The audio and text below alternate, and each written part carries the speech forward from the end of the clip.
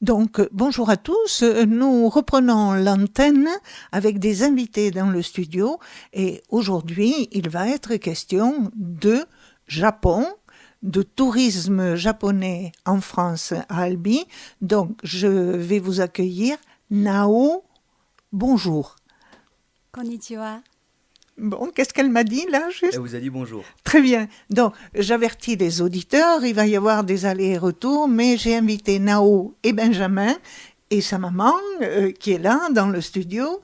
Je vous ai invité parce que j'ai trouvé très intéressant d'avoir un lien direct avec une touriste japonaise. Benjamin, vous habitez au Japon et vous travaillez au Japon. Oui. Allez-y, dites-nous, pour situer votre activité au Japon. En fait, je travaille à Osaka, donc d'où elle est originaire, et on travaille donc pour son entreprise de maroquinerie de luxe. Et je travaille sur un poste un peu marketing, un peu vente, pour développer la marque au Japon et en Europe. Et donc, est-ce que vous avez appris le japonais avant votre travail ou pour ce travail? Alors, j'avais un petit peu appris à l'avance avec des livres pour préparer le voyage, mais ça restait quand même un niveau vraiment de base, et j'ai complété ça par un apprentissage sur place au quotidien, en écoutant, en échangeant avec des gens. Et on a toujours l'impression que c'est une langue très compliquée, c'est le cas au départ, mais une fois qu'on a dépassé les premières difficultés, on arrive très vite à se faire l'oreille. D'accord. Et alors, donc, c'est vrai que votre langage japonais, je l'ai entendu tout de suite parce que vous avez l'air tellement à l'aise dans cette langue qui pour nous apparaît quelque chose, on va dire plutôt c'est du chinois, mais le japonais c'est pareil. Alors oui, c'est vrai que quand on est français, on a beaucoup de mal à saisir des langues comme ça qui ont une racine totalement différente. Oui. Mais il y a aussi des grands avantages à l'apprentissage, notamment qu'il n'y a pas de grammaire, il n'y a pas de conjugaison, il n'y a pas réellement de masculin ni de féminin. Donc on est vite découragé, surtout par l'écriture. La première image qui nous vient à tous à l'esprit quand on parle de japonais, c'est l'écriture, mais ça reste qu'une seule partie de l'apprentissage. En apprenant la langue, on se retrouve rapidement à apprendre assez rapidement, puisque c'est une langue très facile à maîtriser au final. Et alors, Benjamin, est-ce que vous écrivez le japonais? Alors avec certaines limites, mais j'arrive plus ou moins à recopier certains caractères, à pouvoir faire des lettres vraiment très très très basiques, mais ça vient petit à petit, ouais. D'accord. Mais l'essentiel, donc, se fait oralement pour Oui, vous. oui. D'accord. Donc, est-ce que vous pouvez demander à Nao qu'est-ce qui a fait le contact avec la France? Je comprends que c'est vous, hein, il n'y a pas de problème. Bon, mais donc, comment elle a fini par penser à un moment qu'elle pourrait avoir des contacts avec la France? Devant le micro, pour que tout le monde en profite. Non, chers auditeurs, vous allez entendre du japonais authentique. なんで日本からフランスのことが興味があってフランスに行きたいだったのがなんでかって聞いてる。もともと私はファッションの勉強をしていて、日本人はやっぱりファッションはフランスが、すごくみんな上手だから、それでフランスに興味が出てきた。Alors elle explique qu'en fait par rapport à son métier, notamment dans la mode, il y a une énorme image de mode par rapport à la France au Japon qui est très forte, et donc c'est à partir de là aussi que son intérêt s'est développé en complément de son activité pour approfondir sa connaissance. Elle s'était intéressée un peu à un pays qui est quand même un emblème des marques de luxe et de la mode en général. Voilà, donc pour Nao, la crise n'existe pas en France ou au Japon? En France. ナオにとってクライシスね、フランスにはないのかって感じありますか、ないのかってフランスでクライシスはどう思いますか、感じているのか。でも例えばホームレスの人とかはすごくたくさん、もうパリにでもすごくたくさんいるから日本にはそんなにたくさんいないんですね、なのでそれはまずびっくりしたのと、あとやっぱりちっちゃい子供とか女の人とか若い人とかいるからすごく、クライシスが来てるっていうのは日本よりもかなり感じてます。そうですね。En fait, ce qui l'a le plus surpris, c'est en se baladant dans les rues et notamment sur Paris, elle a remarqué qu'il y avait de plus en plus de personnes qui n'avaient pas de foyer, de sans-abri, etc., qui se retrouvaient donc vraiment dans la rue, et c'est quelque chose qui l'a saisi, puisqu'au Japon c'est beaucoup plus rare d'en voir, on en voit mais pas dans ces proportions-là, et ce qui l'a encore plus saisi, c'est de voir qu'il y avait souvent des enfants qui se retrouvaient dans ces situations-là, des femmes, des mères de famille, et c'est quelque chose qui au Japon on ne voit jamais. Et donc c'est ça qui lui a permis de se rendre compte qu'effectivement on était quand même touché par la crise en voyant le nombre de personnes qui se retrouvaient dans la rue, quoi. Et alors, ça veut dire qu'au Japon, les gens sans abri sont accompagnés plus. Est-ce que les pouvoirs publics s'occupent de ces gens sans abri? Ils ne les laissent pas dehors. 日本にとってホームレスもあるけど、それはなんか国が手伝いますか、何のことが違うですかって聞いてる。もちろん手伝います。例えば寝るプレイスとか食べ物っていうのは国が彼らに与えて、で彼らがそれをアクセプトすればそこで食べれる、そこで寝れるっていうプレイスはたくさんあります。でもそんなにホームレスはいないので、今のところは全然いない。En fait, effectivement, l'État prend en charge l'hébergement et la nourriture pour les sans-abri. Donc il leur propose cette aide-là, c'est à eux de l'accepter ou non. S'ils l'acceptent, il y a des endroits où ils peuvent venir pour se restaurer, pour pouvoir se reposer, se doucher. Mais elle vient de préciser aussi que plus ça va, plus le nombre de sans-abri, etc., venait à réduire au fil du temps, et que donc il y avait une sorte d'amélioration, et qu'à partir de là, ces centres d'accueil commençaient à être petit à petit dépeuplés pour de bonnes raisons. D'accord. Dis-lui que le Japon a de la chance. Donc, restons au niveau touristique, Ouais. Puisque c'est quand même le but de notre entretien. On est ravis d'entendre parler japonais, on est ravis que Albi soit connu au Japon, mais peut-être Albi n'est connu de Nao que parce que vous êtes dans la vie de Nao. Donc vous voulez que je lui demande au niveau du côté connu d'Albi au Japon? Faites au mieux. Très bien. すごい私たちには嬉しいね、せっかくアルビ来てアルビのことも知っててけど、日本にとっては、どんなイメージオフフランスとかアルビにはどんなイメージがあるとか有名のか、そんな感じは。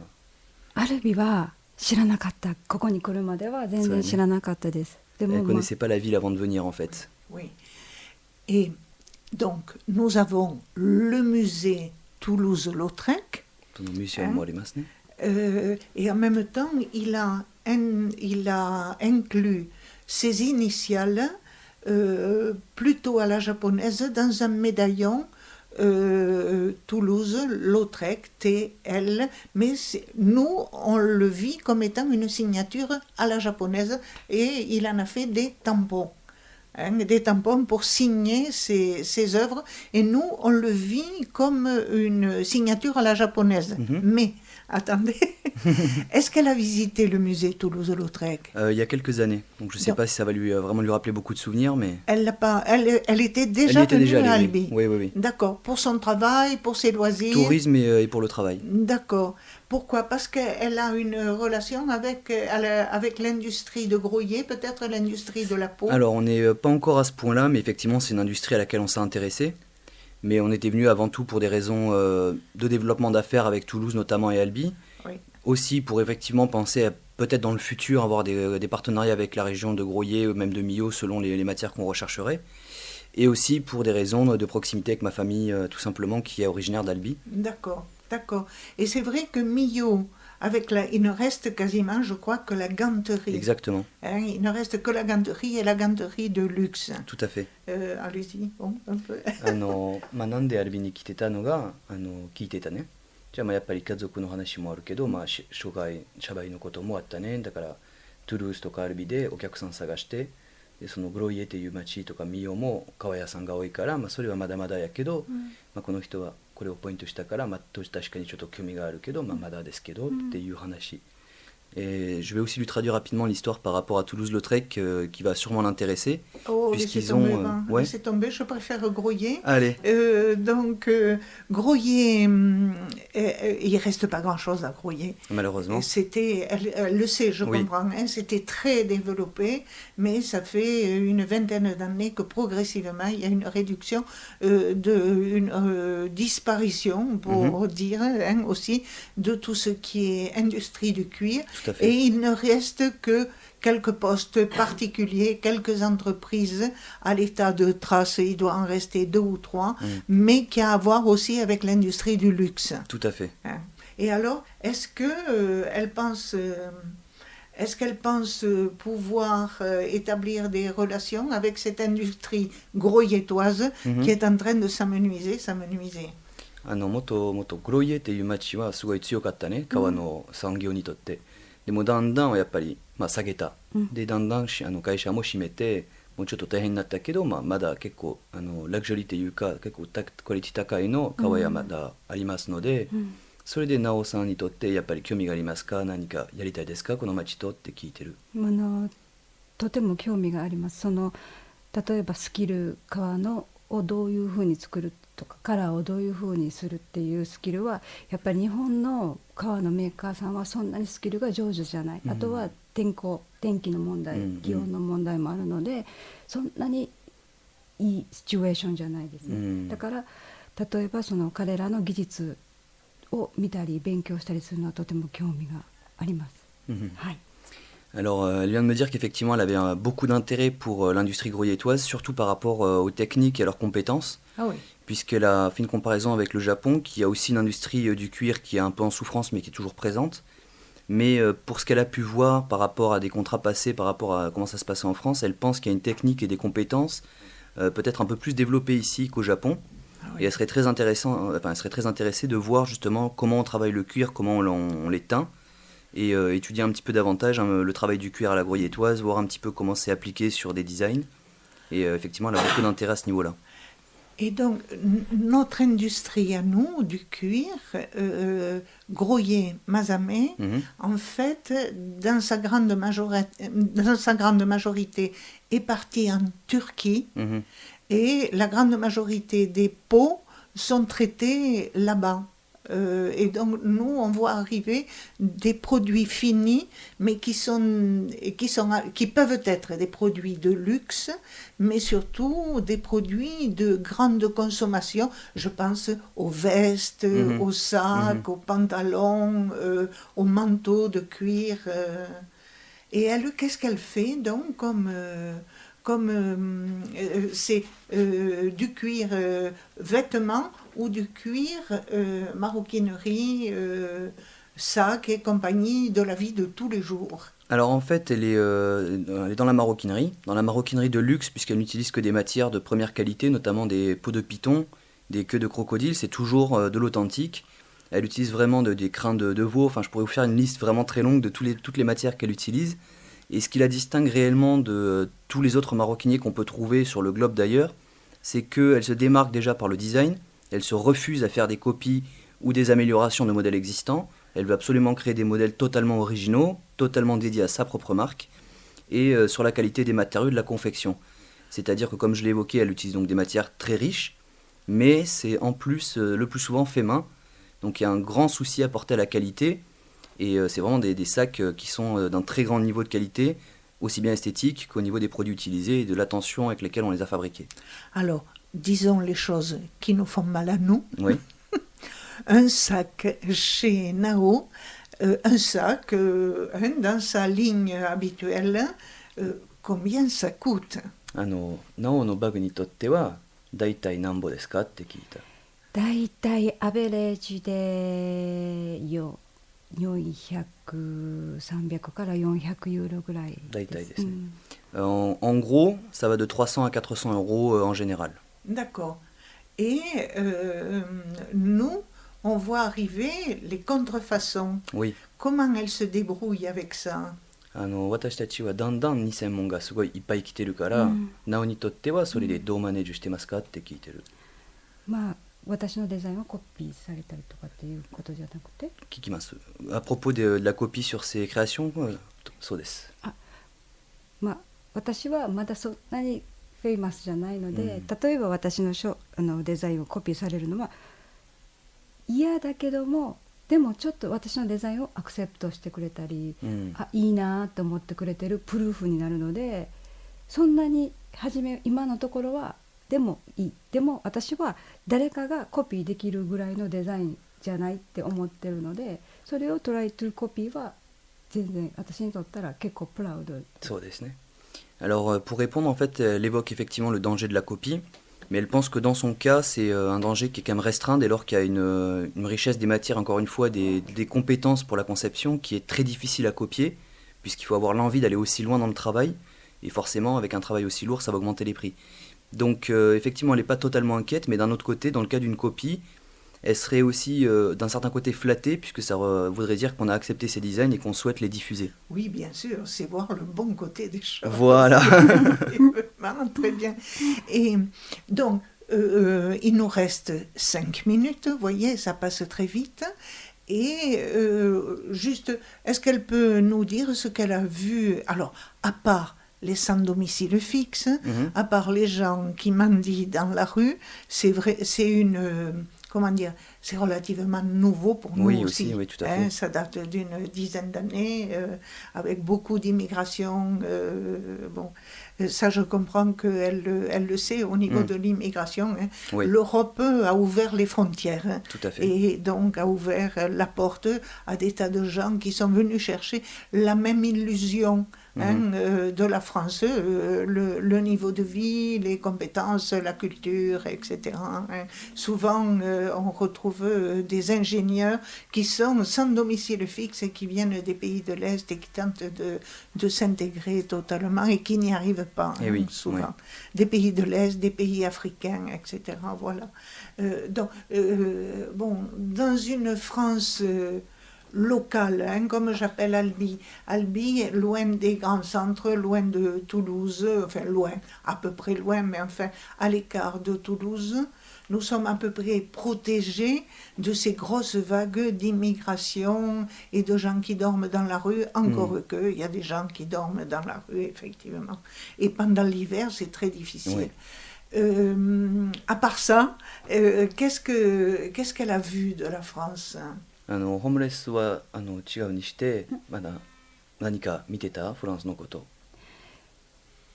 私はいろんな街が全然そのエコノミーのシチュエーションがすごく違うなと思ったんですけど、一番やっぱりパリがエコノミーが良くないなって感じた街、例えば、その人たちの行動とか雰囲気とか顔とかでこれってはっきりしたものはわからないですけど、なんとなくそういう空気が一番強く感じる。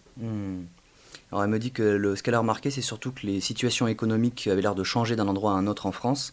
Donc elle prend l'exemple de Paris où on était assez récemment. Et elle me dit c'est vrai qu'en regardant au jour le jour les gens, la situation dans la ville, elle a très rapidement ressenti la situation de crise par rapport à des comportements, par rapport à des regards, etc. Enfin, et c'est quoi ces comportements? そのビヘイビアというか、なんかちょっとクライシスというかは何のことですか？何のビヘイビアとか。例えばその言ってもいいのかな、そのバスの乗り方であったりとか、例えば人のマナーであったりとかっていうのはそのエコノミーに直接はつながってないと思うんですけど、それがなんとなく私の感じる感じではつながってるんじゃないかなっていうふうに思います。それがもっとエコノミーが良ければもっとベターになってるんじゃないかなって感じるっていうこと。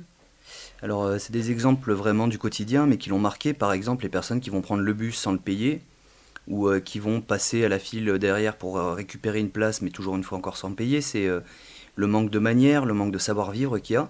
Et elle me dit d'un certain côté, c'est vrai que si on ne les regarde que comme ça a l'air totalement détaché de la situation économique. Mais pour moi, c'est connecté. Le comportement qu'il y a ne fait qu'empirer cette situation économique. Absolument, absolument. Hein. Et d'autant plus que le japonais est vécu comme quelqu'un avec un très haut niveau de vie. Oui. Et donc, il semble qu'il soit la cible des pickpockets plus facilement. Appareils photo, oui. ils se font dépouiller complètement. Donc, il nous reste 1 minute. Dites-lui, donc, elle risque d'être la cible, mais peut-être qu'elle la devine être la cible des pickpockets, plus facilement. Pickpocket は日本人の方は結構なんかお金持ちっていうイメージがあるから、ピックポケットはすごい日本人にとってから気をつけやって言ってるね。知ってます。だから結構旅行者の人はその情報がたくさん入ってくるので、割とちゃんと準備をして行ってます。それでもやっぱりそのピックポケットのされた被害はそんなに少なくはなってないです。Elle me dit qu'elle est tout à fait au courant, qu'elle sait aussi qu'il y a des efforts qui sont faits en la matière, mais que malheureusement, il y a aussi un début de croissance des pickpockets. Nao, Benjamin, arigato. Arigato. ありがとうございます。